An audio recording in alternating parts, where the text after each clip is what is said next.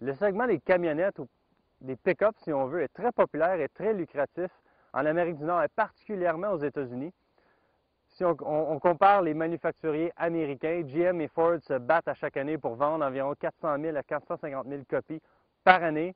Dodge suivent en troisième place avec environ 200 à 250 000 copies vendues par année. Donc, c'est environ 1 million de ventes annuellement, ce qui est très intéressant.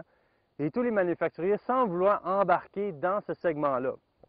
C'est le cas de Honda. Bon, c'est pas un pick-up pleine grandeur, mais c'est un pick-up intermédiaire qui se compare à des Dodge Dakota et compagnie et Toyota Tundra.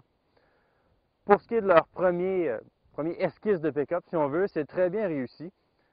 C'est propulsé par un moteur V6 de 3,5 litres. Ça produit 255 chevaux et 252 livres-pieds de couple. C'est aussi jumelé à une boîte automatique à 5 rapports. C'est la même motorisation qu'on va retrouver dans la Pilote, par exemple. C'est très doux, c'est quand même suffisamment puissant.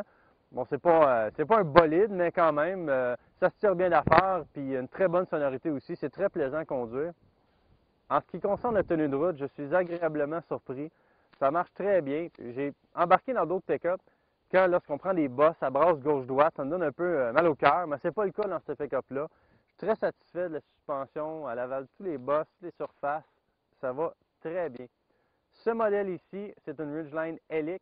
Donc, c'est le fun des fois, les manufacturiers qui nous offrent des modèles de base, qu'on puisse les comparer mieux, ou finalement, c'est des modèles qui se vendent plus. Habituellement, ils nous donnent des modèles vraiment tout équipés, les plus chers. Dans ce cas-ci, la LX se vend 35 200 $. On peut aussi s'offrir une EXL avec les sièges en cuir pour 39 700 $ ou opter pour la version haut de gamme avec le système de navigation. Et là, on va dépasser les 44 000 $. Pour le modèle de base, je trouve ça très satisfaisant. C'est quand même assez bien équipé. À l'intérieur de la Ridgeline, vous allez trouver un habitacle assez intéressant. Le tableau de bord, les instruments, tout est très lisible et facile à utiliser. Je ne suis pas très friand du plastique dur, rigide qu'on trouve sur les panneaux de porte. Ce n'est pas quelque chose qu'on voit vraiment dans les véhicules Honda, mais c'est un pick-up, ça doit être robuste, donc c'est quelque chose qu'il va falloir s'habituer.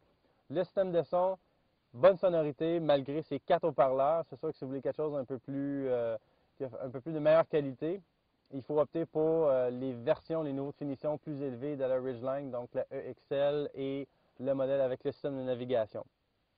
Il y a aussi beaucoup de rangements et il y a une console centrale entre les deux sièges avant qui est modulable. On peut l'avancer et le reculer, ça se glisse. On peut cacher des objets à l'intérieur. J'ai mis ma caméra digitale toute la semaine. Personne ne l'a vu. C'est très, très, très pratique.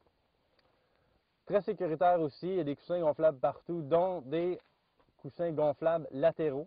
Donc, sur le côté de sécurité, c'est très bien. À l'arrière, il y a de l'espace pour tout le monde. 3 adultes vont avoir amplement d'espace. Les sièges sont modulables, donc on peut lever les coussins des sièges et les redescendre juste en tirant sur une manivelle. Tout le monde peut les utiliser, facile. C'est pas super confortable. C'est sûr que les sièges qui sont modulables, bon, on doit sacrifier un peu de confort, mais en général, c'est très bien. Une caractéristique que j'aime bien de la Ridgeline, c'est l'ouverture de la caisse. On peut l'ouvrir de deux façons, soit par en bas, comme ça, ou bien latéralement, comme ça. C'est très pratique. Et en plus, on a à l'intérieur de la caisse un coffre verrouillable qui peut contenir jusqu'à 240 litres d'espace. Et ça contient aussi la roue de secours. Donc, on peut mettre plein de stock en arrière ici, des choses sales qu'on ne veut pas mettre dans la cabine. On peut le mettre dans le coffre. C'est verrouillable, donc quand on va barrer la Ridgeline avec le télécommande, ça va barrer ce compartiment-là en même temps. Je ne serais pas surpris si les autres manufacturiers de pick-up vont copier cette idée dans les années à venir. Je pense que c'est vraiment une bonne idée de leur part, très ingénieux.